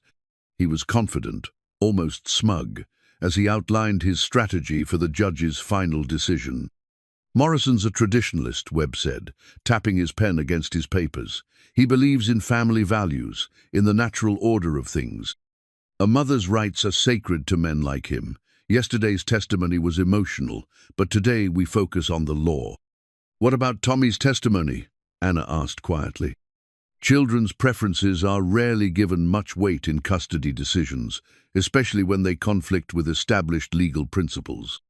The boy is simply too young to understand the full implications of his choice." Anna felt something cold settle in her stomach. "So you're saying his feelings don't matter?" "I'm saying that our legal system recognizes that children need guidance from adults who can see the bigger picture. You're his mother, Mrs. Prescott. That relationship is sacred, regardless of temporary circumstances." As they walked to the courthouse, Anna's steps grew heavier with each block. The handkerchief was twisted in her hands, a small anchor in the storm of her emotions. She thought about Tommy sitting in that witness chair, his small voice so certain about where he belonged. How could she fight against that certainty? How could she tear him away from the only family he really knew? The courtroom was even more packed than the day before, word of Tommy's testimony having spread throughout the county. Anna felt the weight of all those eyes upon her as she took her seat, the collective judgment of a community that had watched Levi Carson transform from a broken man into a devoted father. Judge Morrison entered with his usual gravity, the gavel in his hand seeming heavier somehow. "This court is now in session. Before I render my decision in the matter of Carson versus Prescott, I want to make a few observations." He looked around the courtroom, his weathered face reflecting the weight of his responsibility. "In 30 years on this bench, I've presided over many custody disputes. Most involve clear cases of neglect or abandonment, where the law provides straightforward guidance. This case is more complex, involving two parents who both claim to love their child, but who have very different ideas about what that love requires." Anna's heart pounded as the judge continued. "The law presumes that a child's natural place is with his mother, and that presumption exists for good reason. The bond between mother and child is one of nature's strongest forces. However, the law also recognizes that this presumption can be overcome when circumstances clearly demonstrate that the child's best interests lie elsewhere." Judge Morrison paused, his eyes moving from Anna to Levi. "In this case, I must weigh the petitioner's natural rights against the respondent's demonstrated commitment to the child's welfare. I must consider not just what the law says, but what justice demands." Anna felt tears welling in her eyes as the moment of decision approached. The handkerchief was sodden in her hands, a small symbol of all the tears she'd shed over the choices that had brought her to this moment. "Mrs. Prescott," Judge Morrison said suddenly, "before I announce my decision, I want to ask you a question. If you truly believe that your son's welfare is the most important consideration here, what would you want me to decide?" The question hit Anna like a physical blow. The courtroom fell completely silent, every person hanging on her response. She looked across the aisle at Levi, who was holding his breath, then at Tommy, who sat beside Lila with his small hand in hers. In that moment, Anna saw the truth with devastating clarity. Tommy belonged where he was safe, loved, and happy. He belonged with the man who'd never left him, who'd learned to braid his hair and sing him lullabies, who'd sat by his bedside through the long night of his fever. He belonged with the woman who'd stepped into the role Anna had abandoned, who loved him not out of guilt or legal obligation, but from the pure joy of watching him grow. Anna stood slowly, her legs unsteady beneath her. "Your Honor," she said, her voice barely above a whisper, "I want to withdraw my petition." The words fell into the silence like stones into deep water. Marcus Webb shot to his feet in protest, but Anna held up her hand to stop him. "I want to withdraw my petition," she repeated, stronger this time. "My son has told us where he belongs, and I finally have the wisdom to listen." She turned to face Tommy, who was watching her with wide, solemn eyes. "I love you, sweetheart," she said, her voice breaking. "I love you enough to let you stay where you're happy." Anna sank back into her chair as the courtroom erupted in whispers and murmurs. Harold was staring at her in shock, but she kept her eyes on Tommy, who had slipped from his seat and was walking toward her. "Mama," he said softly when he reached her chair, "are you sad?" Anna knelt down to his level, using the tear-stained handkerchief to wipe her eyes. "I'm sad that I made mistakes that hurt you," she said honestly, "but I'm happy that you have such a good papa and that Miss Lila loves you so much." Tommy considered this with the gravity of childhood, then leaned forward and hugged her. "I still love you, Mama, even if I can't live with you." The simple forgiveness in his words broke something open in Anna's chest. She held her son close for what might be the last time, breathing in his scent and memorizing the feel of his small arms around her neck. When she released him, Tommy walked back to Lila, who gathered him close with tears in her own eyes. Judge Morrison banged his gavel for order, his own voice rough with emotion. "In light of the petitioner's withdrawal of her custody claim, this matter is resolved. Thomas Carson will remain in the custody of his father, Levi Carson. Court is adjourned." As the courtroom cleared, Anna sat quietly in her chair, the handkerchief clutched in her hands. She had lost her son, but in losing him, she had perhaps found something she'd lost long ago, the ability to put someone else's needs before her own. Harold appeared beside her, his face a mixture of anger and confusion. "Anna, what have you done? We can appeal this decision."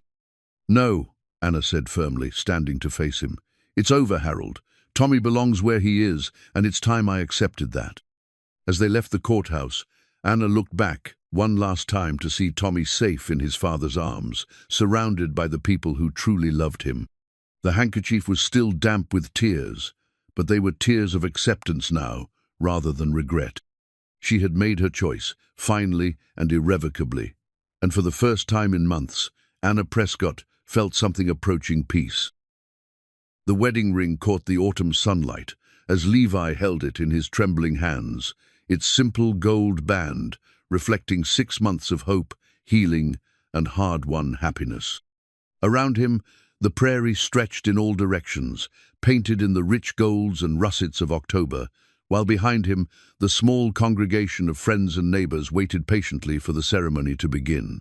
6 months had passed since that day in the courthouse when Anna had withdrawn her custody petition.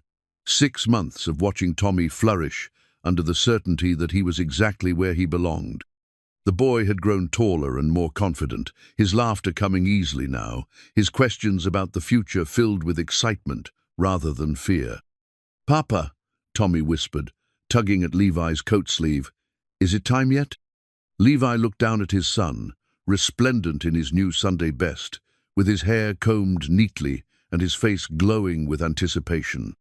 Tommy held a small pillow bearing the second ring, a delicate band of gold that would soon grace Lila's finger, marking the completion of their unconventional but deeply loving family. Almost, son. Just waiting for the bride. Martha Henley sat in the front row, dabbing at her eyes with her handkerchief and beaming with pride. Dr. Henderson stood ready to give Lila away, having volunteered for the honor when they'd learned that her own father couldn't make the journey from Kansas. Even some of the townspeople who'd initially questioned Levi's fitness as a single parent had come to witness this celebration of second chances and hard-won love. The music began, Mrs. Peterson's slightly off-key rendition of Amazing Grace on her old pump organ, and every head turned toward the house where Lila was making her final preparations. When she appeared in the doorway, a collective sigh of appreciation rippled through the small gathering. She wore a simple dress of ivory silk, not the elaborate creation of a first-time bride, but something far more precious, a gown, chosen for the joy it brought to the woman wearing it, rather than the impression it might make on others.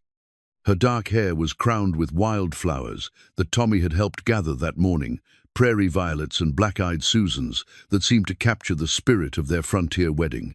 But it was her face that took Levi's breath away. Lila glowed with a happiness so complete, so radiant, that it seemed to light the entire gathering. Her eyes found his across the small space between them, and in that look, he saw their entire future quiet mornings over coffee, Tommy's graduation from school, grandchildren playing in the same yard where he'd once sat alone and broken. As Dr. Henderson escorted her down the makeshift aisle, Levi thought about the journey that had brought them to this moment. 2 years ago, he'd ridden away from this very spot with promises to return before Tommy's 2nd birthday. He'd kept that promise, though not in the way he'd imagined, coming home to find his life in ruins and his son, essentially an orphan. But from those ruins, they'd built something stronger and more beautiful than what had come before. Tommy had learned that love didn't always come from the people you expected, but it was no less real for being unexpected. Lila had discovered that family could be chosen as well as born, and that sometimes the greatest gifts came disguised as the greatest challenges. And Levi had learned that second chances were possible for those brave enough to believe in them. "Dearly beloved," began Reverend Matthews, his voice carrying easily in the crisp autumn air, "we are gathered here today to witness the union of Levi Carson and Lila Grace, and to celebrate not just their love for each other, but their commitment to the family they have created together." The ceremony was simple and heartfelt, stripped of unnecessary formality but rich with meaning.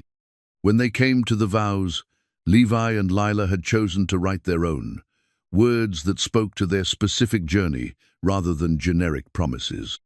"Lila," Levi said, his voice steady despite the emotion threatening to overwhelm him, "you came into our lives when we needed you most, bringing light to our darkness and healing to our wounds. You didn't just love me, you loved my son as your own, giving him the mother's heart he'd been missing. I promise to honor that gift every day of our lives together, to be the husband and father our family deserves, and to never take for granted the miracle of your love." Lila's response brought tears to every eye in the gathering. "Levi, you showed me what true strength looks like, not the strength that conquers, but the strength that endures, that heals, that builds something beautiful from broken pieces. Tommy, my sweet boy, you taught me that love doesn't require blood ties, just open hearts and daily choices to care for each other. I promise to be your mother in every way that matters, to love you both through whatever comes, and to help our family grow in love and joy." When it came time for the rings, Tommy stepped forward with solemn importance, carefully handing over the small pillow he'd guarded so faithfully. As Levi slipped the wedding ring onto Lila's finger, he thought about Anna's ring, still tucked away in his bibelino, forgotten, but transformed from a symbol of loss into a reminder of resilience. "You may kiss the bride," Reverend Matthews announced with a broad smile. and the small congregation erupted in cheers and applause as Levi and Lila sealed their union with a kiss that spoke of promises kept and dreams fulfilled. The celebration that followed was as joyful as the ceremony had been meaningful. Tables appeared as if by magic, laden with dishes that every family had contributed. Martha Henley had baked her famous apple pies, the Millers had brought roasted chickens, and even Harold Prescott had sent over a case of his finest preserves, a gesture that spoke to the healing that time and acceptance had brought to old wounds. Anna had sent a wedding gift, a beautiful quilt she'd sewn herself, with a note that simply read, "For Tommy's new family, with love and best wishes for happiness." It was a gesture that acknowledged the past while blessing the future, and Lila had treasured both the gift and the grace it represented. As the afternoon wore on and the celebration continued around them, Levi found himself watching Tommy play with the other children, his laughter ringing out across the prairie. The boy was completely secure now, calling Lila Mama with natural ease and talking excitedly about the baby brother or sister she'd promised might come someday. "What are you thinking about?" Lila asked, settling beside him on the porch steps where they could observe the festivities while enjoying a moment of quiet together. "Just marveling at how much can change in such a short time," Levi replied, taking her hand and admiring the way her new ring caught the light. "A year ago, I thought my life was over. I couldn't imagine ever being happy again, much less finding love. And now I can't imagine being any happier than I am right at this moment." Lila smiled and leaned against his shoulder, her wedding dress rustling softly in the evening breeze. "Do you think Anna's all right? I know this day must be difficult for her."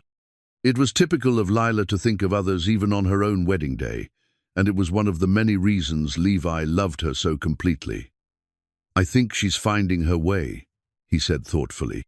"Martha mentioned that she's been doing volunteer work at the church, helping with the orphaned children from the train. Maybe she's learning to channel her maternal instincts in a direction that brings healing rather than pain." "I hope so. She gave us a great gift when she let Tommy stay. I'll always be grateful for that."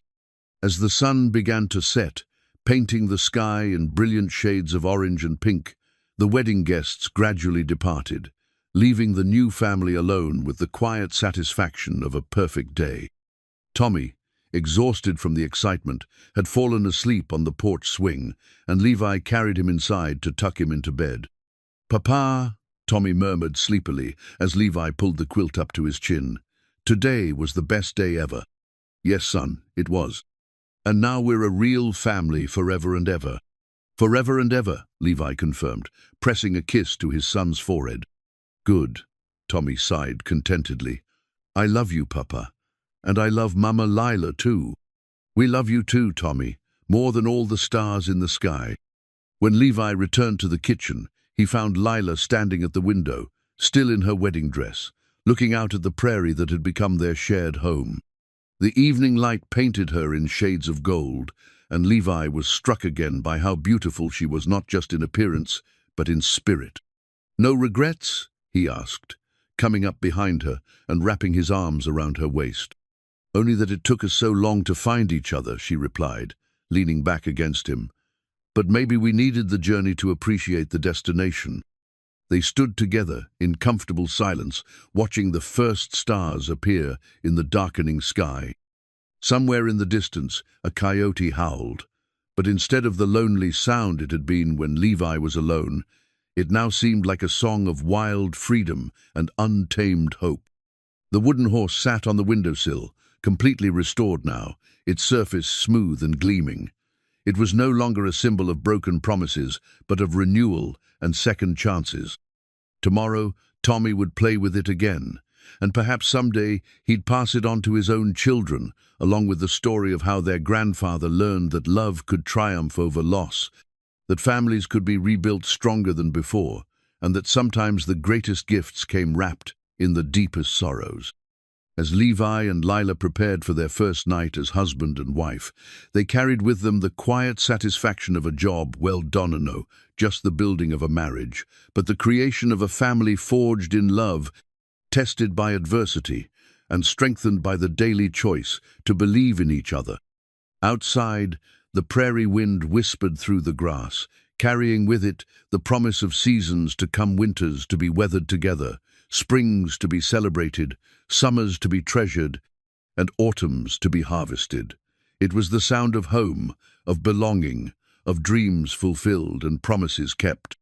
And in the small house where three hearts beat as one, the future stretched ahead like an endless trail leading toward happiness, marked not by the things they'd lost along the way, but by the love they'd found and chosen to nurture into something lasting and beautiful. The cowboy had come home at last, not to the life he'd left behind, but to the life he'd built from the ashes of the older life that proved that sometimes the best journeys were the ones that led you back to where you started, only to discover that home had been transformed by the very act of leaving and returning. Some promises were meant to be kept, and some were meant to be transformed into something even more precious.